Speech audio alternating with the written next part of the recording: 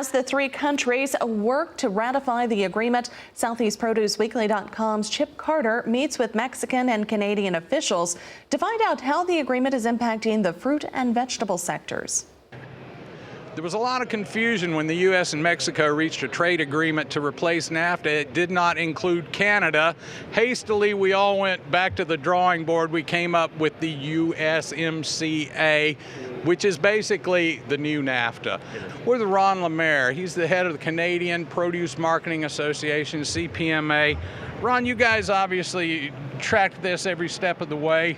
What was the initial reaction when the U.S. and Mexico, was there a whoa, hey, wait a minute moment, or how did that play north of the border? You know what, it was very unconventional, but we realized that may have had to happen so that the deal could start to cultivate and come together.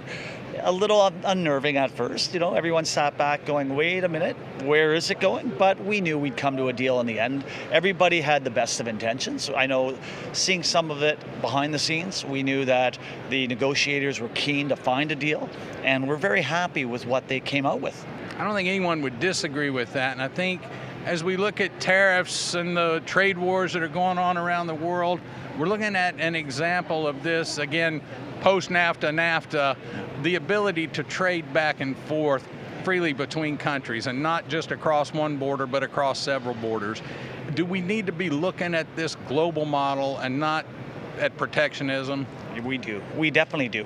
And Canada, the Canadian government is very, very aggressive right now, looking at developing trade deals with a range of other regions and countries around the world. There's a lot of optimism that we finally have something signed, but we also know that though the ink is dry on the deal, Congress still has to approve it.